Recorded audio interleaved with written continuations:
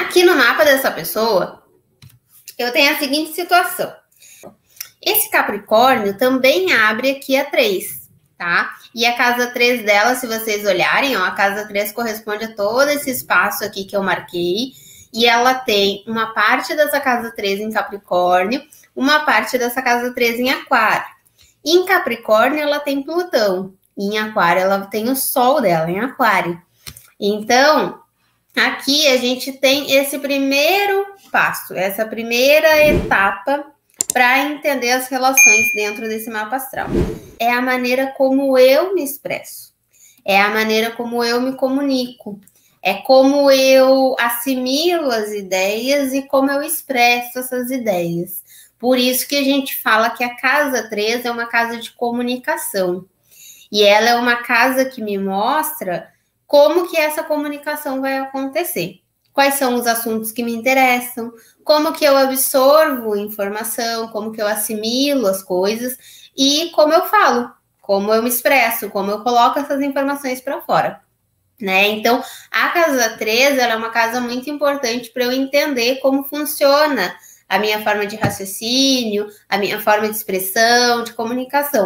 Ela tem a casa 3 aqui abrindo em Capricórnio. Então, assim como a gente falou que o Capricórnio lá na 2 dava uma estrutura, uma responsabilidade, um comprometimento, né? O valor da responsabilidade que ela tem.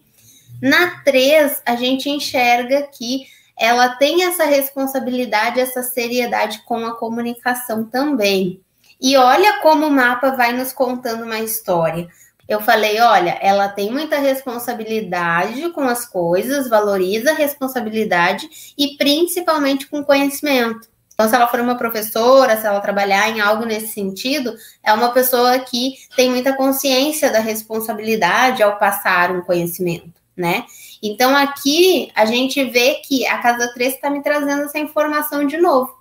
Realmente, para ela, esse campo das ideias, do conhecimento, de aprender coisas, é algo que ela leva bastante a sério.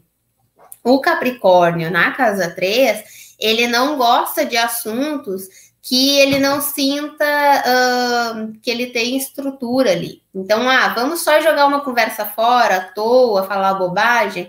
Não, ele quer conversar sobre coisas que ele está planejando, o que ele está fazendo, se envolver em algum projeto, ele quer, se ele vai apresentar algo, por exemplo, né?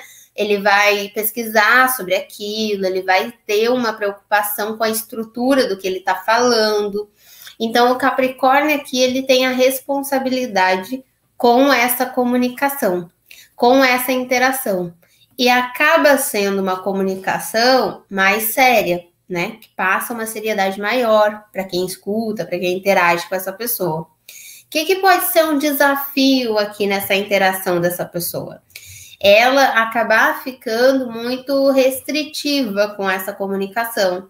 Então, como eu disse, de repente, eu não gosto de assuntos muito superficiais, eu não gosto de jogar conversa fora e tal, mas aí eu acabo sempre só querendo falar de coisas sérias, só querendo falar de trabalho, só querendo falar de uma forma mais formal, mas fico muito preocupado lá, eu vou errar o português, não vou fazer aquela live porque, olha só, deu um negocinho aqui na minha garganta, daí vai ficar feio, né? O que as pessoas vão pensar?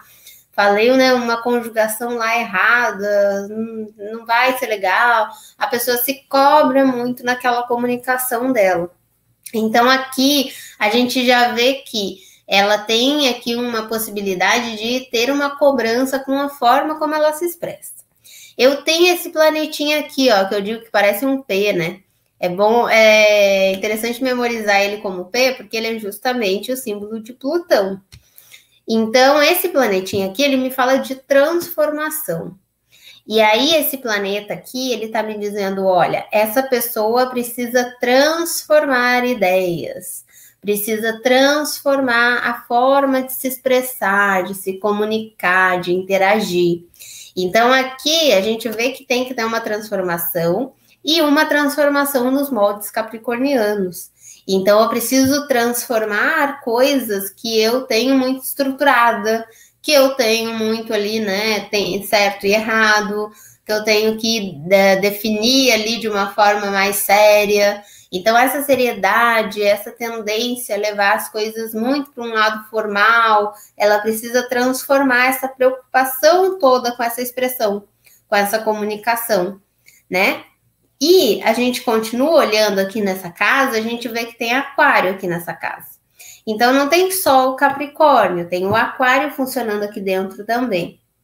O aquário, ele fala de liberdade, de autenticidade, de ser você mesmo, de, sabe, aprender, conhecer. Ele é um signo bem aberto.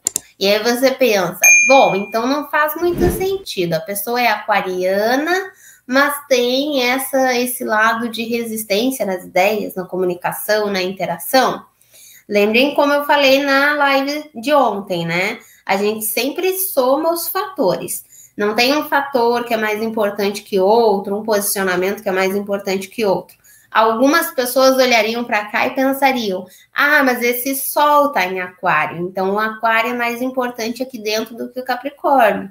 E na realidade não, né? Porque o que vai acontecer? A gente vai ter uma pessoa aquariana, ela, por ter o sol em aquário, ela valoriza esse conhecimento. O aquário é um signo de conhecimento, é um signo de aprendizado, então é uma pessoa que gosta de aprender, que gosta de conhecer coisas novas, diferentes, né? Mas ela tem ali a seriedade do Capricórnio acompanhando ela. O desafio disso é, como eu disse, pode ter uma tendência ali a ela ficar apegada a certos assuntos, a ela levar uma seriedade para as coisas que às vezes não precisa, ela precisa descontrair também, ela precisa se soltar, né? E a tendência a ser muito crítica, muito exigente consigo mesma nessa comunicação, tá? Então aqui a gente começa vendo que esse diálogo dela, essa forma de absorver conhecimento é sempre buscando a racionalidade, a estrutura das coisas. Consequentemente, assuntos mais subjetivos ou superficiais, ela vai tender a deixar mais de lado. Isso pode ser um desafio para interagir, porque às vezes a gente conhece pessoas ali num assunto mais bobo, mais corriqueiro. Por outro lado, é uma pessoa que tem um mental muito bem estruturado. Beleza. Esse é o primeiro trajeto desse nosso caminho aqui para entender as relações. No segundo trajeto, eu tenho como ela se comunica na casa 3, eu tenho como ela se expressa, como que está o mental dela. No segundo trajeto, eu tenho como que ela se relaciona com o outro. E aí eu tenho casa 7. E aí na casa 7, eu já me comunico, eu já tenho na 3 as ideias, as minhas percepções, a minha forma de entendimento do mundo. E aí eu tenho na casa 7 esse trocar com o outro. Eu vou me relacionar com o outro e eu vou ali entender o que são as minhas ideias e compartilhar com as ideias do outro. Então a casa 7 é uma casa muito importante, porque é ela que começa a criar empatia, criar vínculo com esse outro. A casa 3 é uma casa de curiosidade. Então é ali, né? Por o que eu me interesso? Uma casa 3 em Capricórnio, por assuntos que me dão essa firmeza maior. Não, como eu disse, né? Não vou atrás de qualquer teoria. Eu preciso ter a certeza como aquilo funciona e tal. Por o que o aquário de casa 3 se interessa? Por assuntos que são inovadores, que podem gerar um avanço, que podem trazer novas percepções, né? Conhecimentos sobre sociedade, que é um assunto bem aquariano, e bem Capricórnio também, são 2 signos bem sociais. Então, aqui a gente tem essa primeira parte. Na casa 7, quando eu começo a me relacionar com o outro, aí eu vou ter a forma como eu lido com o outro nessa relação. Quem é esse outro que eu busco? A casa 7 representa muito isso. Quais características eu estou buscando nas pessoas? E a casa 7 tem uma questão muito interessante de vocês avaliarem, que é o seguinte: a partir da casa 7, eu consigo ver através das minhas relações se eu estou vivenciando bem ou não aquela casa. Vamos para o exemplo. Por exemplo, aqui, essa pessoa tem a casa 7 abrindo aqui em Touro, né? Então, ela tem bem no finalzinho de Touro.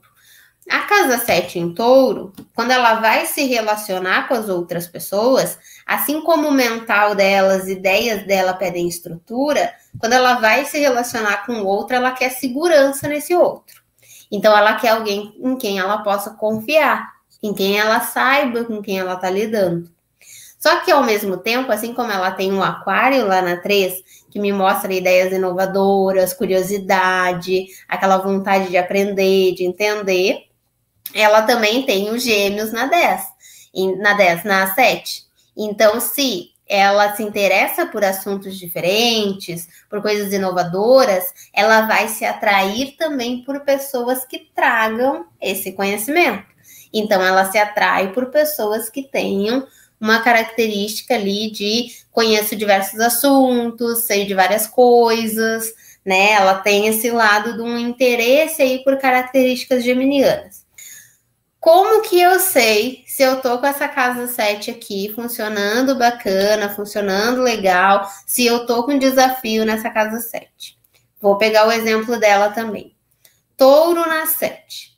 Se as minhas relações hoje, seja amorosa, seja de sócio, né? De qualquer forma que eu tenha um contrato, um acordo com a pessoa, se essas relações, eu tô me sentindo segura dentro dessas relações, eu confio nessas pessoas, eu tenho estabilidade com essas pessoas, eu tenho relações sólidas, esse touro tá funcionando bem. Se essa casa aqui, eu percebo que nas minhas relações, eu tô me envolvendo com pessoas possessivas, com pessoas ciumentas, a pessoa quer me controlar, a pessoa quer decidir por mim, então tem que ser do jeito dela, eu quase não tenho espaço para falar as coisas. Você está num desafio aqui de touro.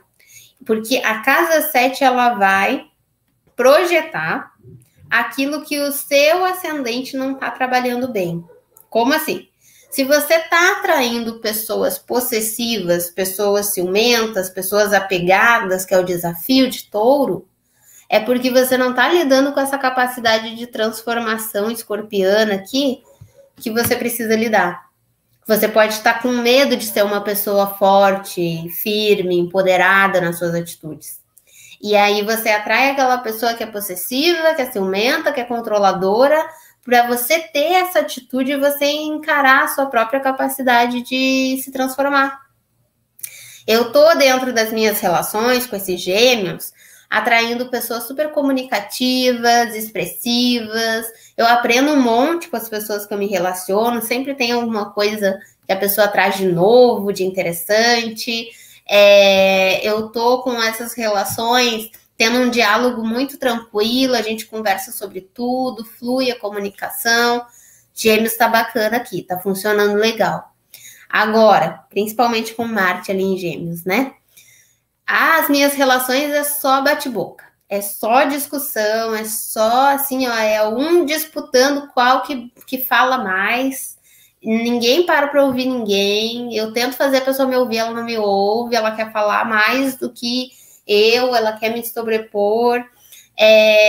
Eu acho que a pessoa é uma coisa lá pelo meio da relação, começa a descobrir que era outra, uma instabilidade, não consigo manter as relações.